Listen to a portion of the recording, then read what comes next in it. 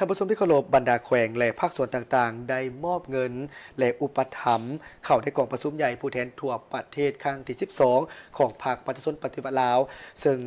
พร้อมดำเนินนับตั้งแต่วันที่ 6 จนไปถึงวันที่ 8 มกราคม 2026 นี้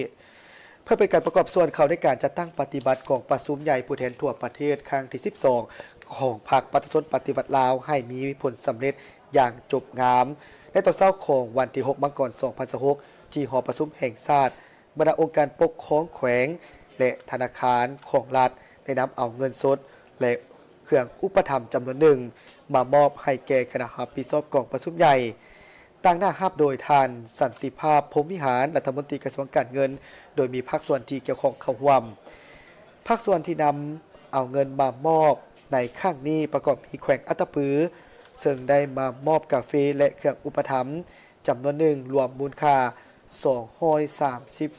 ล้านกว่าเกียบต่างหน้ามอบโดยท่านธนุไซบันสลิดประธานกรรมการปกครองแขวง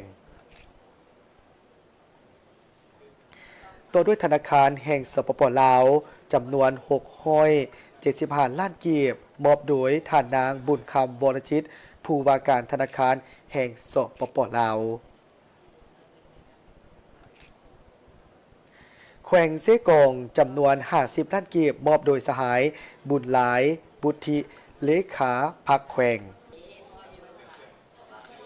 อุดมไซมอบจำนวน100 ล้านกีบมอบโดยสหายบุญคงลาเจียมพร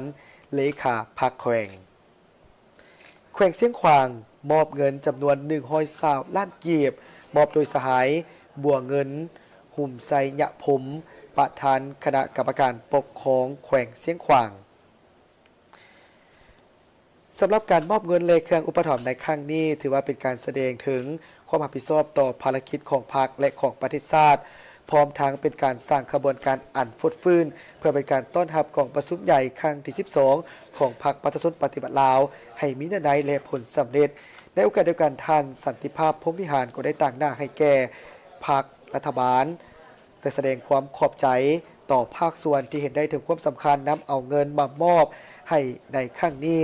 ซึ่งเป็นการประกอบส่วนเหตุให้บ้านดำเนินกองประชุมใหญ่ผู้แทนทั่วประเทศ